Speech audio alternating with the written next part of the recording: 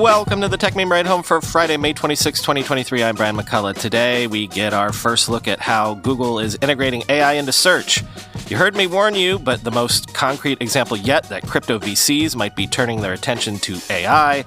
WhatsApp is probably moving to usernames, the weekend Longreads suggestions, and for this long weekend, Brian's book recommendations is back. Here's what you missed today in the world of tech. It's here. Google has begun rolling out its LLM-powered search generative experience with features like a conversational mode and shopping aspects. This is available to Search Labs members only for now. Quoting 9to5 Google, SGE is aimed at answering longer multi-step searches. These queries might not necessarily be answered by one website. Examples suited for SGE include maybe you're starting to map out a decision that you typically need to break down into smaller parts, like learning ukulele versus guitar. Search will provide an AI-powered snapshot so you can get help understanding what factors to consider. Another example, if you're curious to learn more about starting your own company, try looking up benefits of incorporating your business before freelancing. You can quickly get the lay of the land and then dive deeper with links and articles. If you're getting ready for an international trip but need to make sure your documents are up to date, search for how can I renew my passport quickly. Now you can easily find pointers for the key info you need to know or see a range of options available and take the next step with help from the web. That's quoting from Google itself. Then continuing with the article. Instead of just seeing 10 blue links, Search will now generate an AI-powered snapshot of information and other insights/tips to answer your question brought in from multiple sources and then summarized by Google. It will appear beneath the search bar with a color background used to differentiate it from the usual light/dark theme. Google immediately notes how generative AI is experimental before providing the generated responses that leverages various Google large language models, including MUM and PaLM 2. These models have been optimized to return high-quality results as well as answers that lack a persona and are not given in a first-person POV. Google is opting for objective, neutral responses. SGE will not provide an AI snapshot when there's a lack of information or Google has low confidence in its response. On desktop search, Google will surface websites that informed the answer to the right while it appears in a carousel on mobile. One cool aspect of SGE is a button in the top right corner that lets you expand and see how information was corroborated. This will essentially show links that inform the answer on a sentence-by-sentence basis. At the bottom of the AI-powered snapshot are suggested follow-up questions and the ability to ask your own. This launches conversational mode with a chatbot UI geared towards follow-up questions. Google will keep in mind previous context and questions to inform new answers. For buying-related queries, SGE will surface factors you might want to consider and will suggest options that fit the bill, complete with generated overviews. Google's shopping graph is being leveraged here. For example, if you're buying an outdoor Bluetooth speaker, SGE will surface, quote, important considerations for that environment like water resistance and battery life and a host of options to choose from, end quote.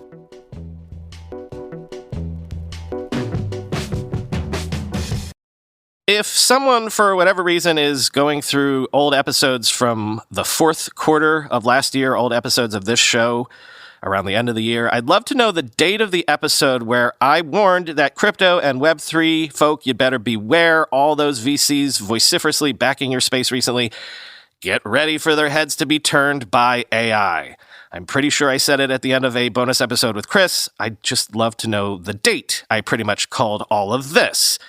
Paradigm appears to have removed crypto and Web3 mentions from its website's homepage, as sources say the VC is expanding its focus to frontier tech like AI, quoting the block. Crypto venture capital firm Paradigm, one of the most established and active players in the space, is going beyond just blockchain and highlighting a focus on a broader array of what it calls frontier tech that includes artificial intelligence, two sources with knowledge of the matter told the block. The change is subtly visible on the firm's website, with the company now calling itself a research-driven technology investment firm as opposed to one that specifically invested in, quote, disruptive crypto/Web3 companies and protocols. The revision appears to have gone live on May 3rd, according to the Wayback Machine that's operated by the Internet Archive. A line that said, quote, "We believe crypto will define the next few decades," was removed from the homepage, which now makes no mention of Web3 or blockchains. One source who was not authorized to speak publicly said the change didn't mean the company was shying away from crypto, but rather highlighting its reach into adjacent areas. The person familiar with the strategy said the company had not changed its mandate and continued to focus on crypto and Web3 with no practical change. The updated website copy was meant to emphasize its technical research, the person said, noting that Paradigm had backed companies that have explored new technologies within their core strategy, such as AI Arena. Paradigm was co-founded in 2018 by Coinbase co-founder Fred Ersham and former Sequoia partner Matt Huang. In November 2021, the firm raised a $2.5 billion fund, which at the time was the biggest ever crypto-focused venture fund. Its portfolio includes high-profile companies including Uniswap, OpenSea, and Fireblocks, according to the Block's Pro Deals dashboard. Paradigm has invested in over 100 crypto startups to date, according to the dashboard. But can crypto and AI work together? There has been much industry chatter about how AI and blockchain technology can be integrated. Jeremy Allaire, the co-founder and CEO of stablecoin issuer Circle, said Thursday that he was already hearing about AI bots spinning up on-chain wallets and using USDC. AI and blockchains are made for each other, he wrote on Twitter. Provenance of data, machine-generated and enforced contracts, and machine-to-machine value exchange, end quote. Well, but of course, this news doesn't help. DCG just announced plans to shut down its institutional crypto trading platform TradeBlock, citing what it called the crypto winter and regulatory uncertainties. The shutdown is effective May 31st.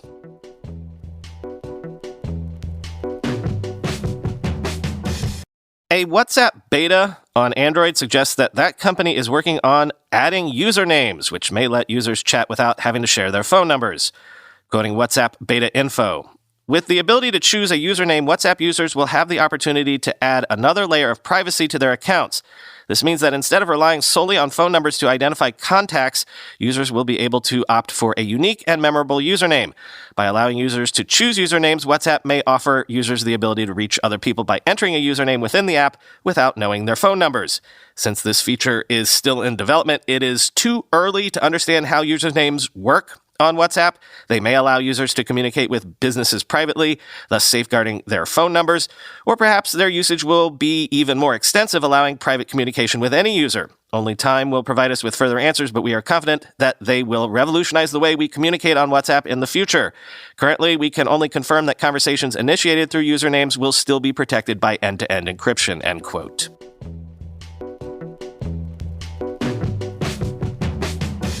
Maybe that story about the guy being able to walk again via implants is not a one-off. Neuralink says the company has received U.S. FDA approval to launch its first in-human clinical study of brain implants and plans to offer more details soon. Quoting The Verge, "Elon Musk's Neuralink would not be the first to implant a brain-computer interface in a human. Synchron was approved by the FDA to begin U.S. trials in 2021 and announced the first U.S. brain-computer implant last July.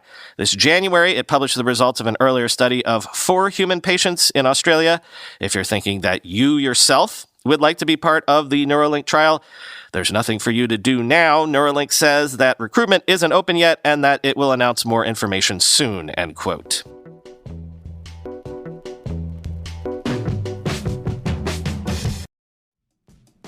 All this week, I'm going to be telling you about Miro.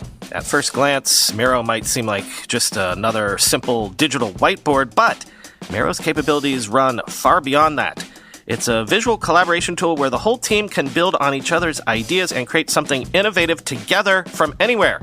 Think of Miro as your team's visual platform to connect, collaborate, and create together, even if you're not actually together. In the office, remote, or a mix of the two, with Miro, your team can connect, collaborate, and co-create all in one space, no matter where you are. Strategic planning becomes easier when it's visual and accessible. Tap into a way to map processes, systems, and plans with the whole team so they not only view it, but have a chance to give feedback.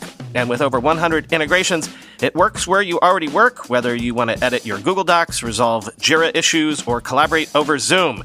Empower your entire team to take ideas from better to best with Miro. Sign up today at Miro.com/podcast, and if you use that link, your first 3 Miro boards are free forever when you sign up. That's Miro, MIRO.com/podcast. I told you before, I got lucky. I stumbled into a career that I love. I wanted to be a film director, and instead, I ended up being a startup founder. If you're a software engineer looking to make an impact, maybe you should do what I did and consider looking beyond the obvious path. Bloomberg is building the world's most trusted information network for financial professionals, and they're looking for engineers to join them.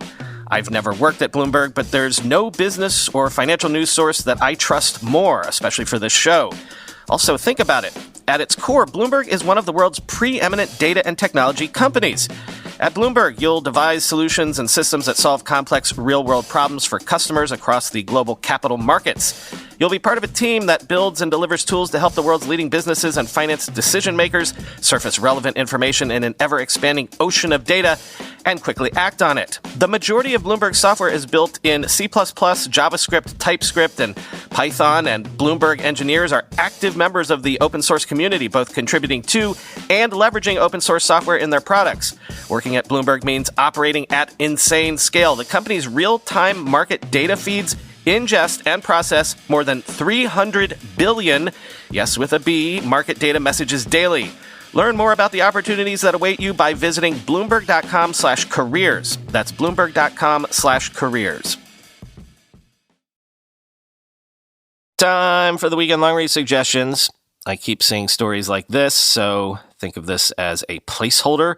According to Bloomberg, some Meta employees say important work has been at a standstill, and the company's 2023 product roadmap is undecided as the final round of layoffs is ending right about now. Quote, notably, Meta is still deciding on its product roadmap for the rest of the year while it sorts out resources following cuts in the tech group, a person familiar with the matter said. During the limbo, employees have been unsure who to collaborate with, how to shift responsibilities on their teams, or who would be cut next, according to current and recently let go employees who asked not to be named discussing internal issues. Zuckerberg announced which business units would be impacted weeks ago, leaving workers anxious and demotivated, making up tasks for themselves or avoiding work until there's a clearer directive, others said, end quote. Then, he's tried this before, investing in modern blimp and airship companies. Some of those investments haven't worked out, but Businessweek says Google co-founder Sergey Brin is still at it, investing in modern airship companies. The business case here is largely that proper modern airships could move much larger and heavier cargoes than planes can, but also, I still maintain we could bring airship travel back. If the cruise ship industry can be a thing at sea, wouldn't you pay for a leisurely, 4-day trip across the country via the sky or, floating around the Alps? I know I would. Quote, the advantages of airship travel are obvious from the time you leave the ground, as I felt firsthand earlier this year. Unlike in an airplane where you're pushed against your seat or on a helicopter where you're praying to a god that favors you, the initial ascent in an airship is slow and smooth. Once at altitude, you float gently, effortlessly. The experience seems to be some kind of wizardry. You can even open the windows, stick your head outside, and take in the glorious countryside below. The world once shared in the town's enthusiasm for dirigibles. France, Germany, Japan, Russia, and the UK built hundreds of them in the early part of the 20th century, and no country made more than the US. At its peak, Goodyear aircraft could pump out 11 a month. Militaries wanted them to perform bombings and reconnaissance missions. There were ships of all different sizes and some that could perform unique functions. The U.S. Navy, for example, had one type of airship that could grab a plane on a hook in midair, refuel it, and then send it on its way. For tourists, airships were cruise ships in the sky. Some voyages took them all the way from Germany to Brazil, end quote. I think I've shared this anecdote before, but the Chrysler Building and the Empire State Building have those pointy tops because they figured people could disembark from dirigibles there. Bring back this future, please, to paraphrase that Peter Thiel quote, we were promised dirigible travel, and we got 180 characters. Then, if you step back from all the AI hype and look at it from a different angle, what if what we're doing right now in this moment in time is figuring out in real time how the brain actually works? A new study suggests that the human brain and artificial general-purpose neural networks process language sounds in similar ways. This is from Quantum Magazine. The likeness between human and machine activity levels suggested that the two systems are engaging in similar activities. Just as research has shown that feedback from caregivers shapes infant productions of sound, feedback from the discriminator network shapes the sound productions of the generator network, said Kapatinsky, who did not take part in the study. The experiment also revealed another interesting parallel between humans and machines. The brain waves showed that the English and Spanish-speaking participants heard the ba sound differently. Spanish speakers heard more of a pa. And the GAN's signals also showed that the English-trained network processed the sound somewhat differently than the Spanish-trained ones. And those differences work in the same direction, explains Vegas. The brainstem of English speakers responds to the ba sound slightly earlier than the brainstem of Spanish speakers, and the GAN trained in English responded to that same sound slightly earlier than the Spanish-trained model. In both humans and machines, the difference in timing was almost identical, roughly 1,000th of a second. This provided additional evidence, Vegas said, that humans and artificial networks are, quote, likely processing things in a similar fashion, end quote. CNBC has a look at a very modern phenomenon, the modern private investigators who find the hidden stashes of crypto squirreled away by one side of a modern divorce proceeding. Quote, Himonis, who is a licensed private investigator and a computer forensics expert, estimates that 25% of his divorce-related cases involve some elements of cryptocurrency. Some of those cases, he said, are simple and straightforward, situations where, for example, a cryptocurrency such as Bitcoin is a custodial asset held in a brokerage account or on a trading platform such as Coinbase. These companies keep records just like your broker at Morgan Stanley would keep records of your trades, he said. Other cases are what Himonis describes as the whole enchilada. They're calling us because they want to get appointed as the neutral forensic cryptocurrency expert to marshal and account for the party's crypto assets and track down any undisclosed crypto assets that one party may have, he said, end quote. And finally, this is one where you'll want to click through for the pictures and video, but let me introduce you to Shift and its robot shoes. Quoting TechCrunch, people working in warehouses do a lot of walking. The company's Moonwalker shoes have the potential to help people walk smarter, not harder. The shoes have 10 wheels total. There are 4 motorized 2-wheel clusters and a pair of non-motorized wheels up front. The thinking behind the latter is that the ball of the foot is used to activate the wheel's movement, similar to roller skates or roller blades, so motorizing them could present a potential hazard. The wheels themselves are made of polyurethane. The Moonwalkers are very much mobility-focused, though fun is to be had. They're capable of traveling up to 7 miles an hour, or roughly 2.5x a standard human gait. Pleta adds that you can really catch some speed on the moving walkway at the airport, getting closer to 12 miles per hour. They should also get through airport security without much of an issue. In spite of the name, the Moonwalkers are fairly heavy, at 4 pounds. That takes some getting used to. Likely your muscles will be a bit sore after day 1. The weight is due to the drivetrains and battery. Shift says you should get about a 6-mile range on a charge, though there are a bunch of different variables, including incline. The shoes themselves take getting used to as well. You leave your shoes on, adjusting the Velcro straps over them. The wheels remain locked in place until you give the right shoe a heel pivot, turning the white light on the side green. From there, operation is quite a bit like roller skating, only the shoes themselves are doing most of the heavy lifting. I found myself accidentally stopping them mid-stride at points, jilting me a bit in the process. Pleta says the company is constantly tweaking the algorithms, which will be available through a firmware over-the-air update. Granted, I skated down half a convention center aisle and back. I feel pretty confident that I would have had a decent mastery of the things after another 20 to 30 minutes. The workplace path is going to be an interesting one for the company. I likened it to the journey that Magic Leap is currently undergoing, pivoting from $3,000 consumer headsets to enterprise. Clearly, there's much more money to be made selling these things in bulk, though you've got to jump through OSHA and other regulatory hoops, end quote.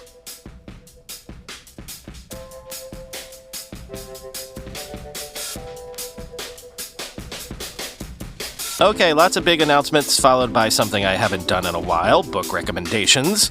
First, the announcements. It is Memorial Day weekend here in the US, so I'm going to take Monday off. There won't be much news anyway, and, 3 straight days of being able to play Zelda with the kids is not something I can pass up at the moment. But I'm not going to leave you hanging. The response to the Internet History Podcast archive episodes has been so positive. I've got 3 gems for you this weekend. On Saturday, you'll hear my History of Internet Porn episode. On Sunday, part 1 of the History of Google. And on Monday, part 2, or should I say the History of Google part 2. But if you want more things to occupy yourself in my absence, 3 book recommendations for you in prep for that new movie Oppenheimer from Christopher Nolan. I've been rereading the classic The Making of the Atomic Bomb by Richard Rhodes. It's huge, but it is amazing. It's basically a history of physics from Rutherford and the atom through the bomb itself. Then, somehow that led me to do a nightly fall asleep to the audiobook of Post-War, A History of Europe Since 1945 by Tony Judt. Again, a classic, one that I've read before, but it explains so much about the 20th century, it's well worth it. And then finally, I just started a new one. Just started Americana, a 400-year history of American capitalism. Company by company, industry by industry. It does fundamental business history, which is my sort of niche nerd history sort of thing. Each chapter is almost like a self-contained lesson on business history. As I say, I just started this one, but it's very snackable. So, special section at the end of the show notes today with links to all those books. Talk to you on Tuesday.